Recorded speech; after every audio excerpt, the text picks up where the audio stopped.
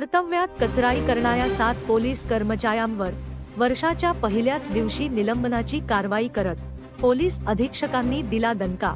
9 वर्षाच्या पहिल्याच दिवशी कर्तव्यामध्ये कचराई करणाऱ्या 7 कामचुकार पोलीस कर्मचाऱ्यांवर निलंबनाची कारवाई करत पोलीस अधीक्षक श्रीकांत धिवरे यांनी कारवाईचा बडगा उगारत दणका दिला आहे।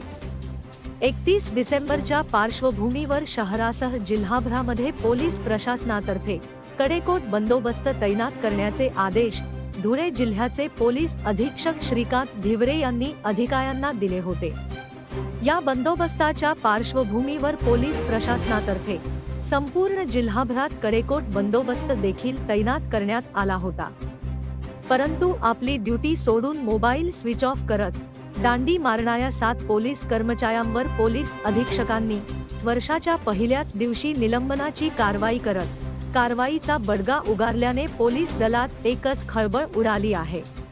पोलीस दलातील अधिकारी व कर्मचाऱ्यांना शिस्त लागावी या उद्देशाने ही कारवाई करण्यात आली असल्याचे पोलीस अधीक्षकांतर्फे सांगण्यात आले आहे। धुळे क्राईम न्यूज साठी अब्दुल रहमान मलिक, धुळे। काल 31 डिसेंबरचा अत्यंत महत्त्वाचा बंदोबस्त संपूर्ण जिल्ह्यामध्ये पोलिसांतर्फे आपण राबवला होता। त्या अनुषंगाने थोडा रिव्ह्यू घेतला असताना की QRTचे 5 अंमलदार जे आहेत ते सदर ठिकाणी गैरहजर होते। त्यांनी त्यांचे मोबाईल देखील बंद केले होते।